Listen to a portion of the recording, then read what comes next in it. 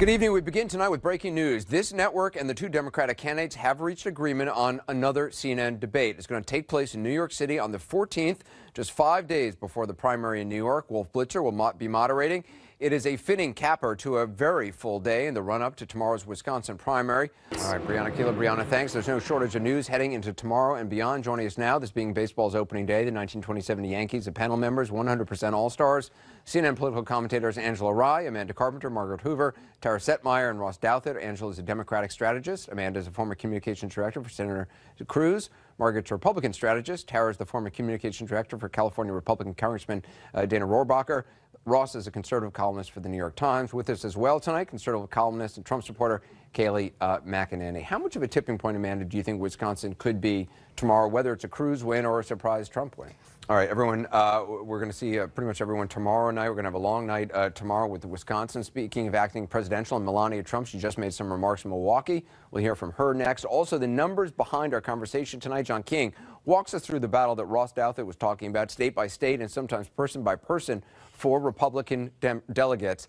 And later, the Democratic battle with the Clinton camp sniping at Sanders. Sanders predicting victory first tomorrow and then in New York.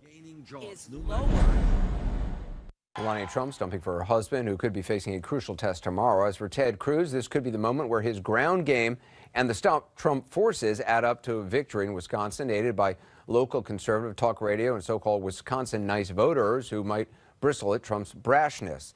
Either way, it'll add up to votes, I should say, and delegates, and possibly a turning point in the race. Laying it out by the numbers, CNN chief national correspondent, Inside Politics anchor John King. So, John, Trump and his critics actually seem to be in agreement tonight. Tomorrow's Wisconsin primary is critical, maybe even a turning point.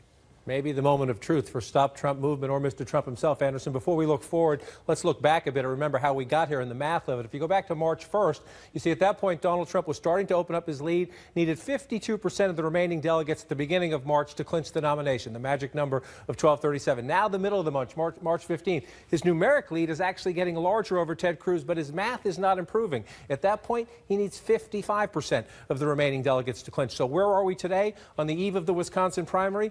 Those delegates, even though they have Trump badges, might not be loyal to their candidate. Amazing to look at. John, stay with us because I want to bring in a new face to CNN, a bona fide expert in wrangling delegates, CNN delegate analyst and former RNC chief of staff, Mike Shields. Mike, great to have you on. Even though Trump has recently hired staff to wrangle delegates, the Cruz campaign seems to be way out ahead of him on that, and that head start, could that make all the difference right now and in the future? Yeah, I do think it could, and I think it is so far. That does it for us. Thanks for watching. We'll see you again at 11 p.m. Eastern for another edition of 360. CNN Tonight with Don Lemon starts now.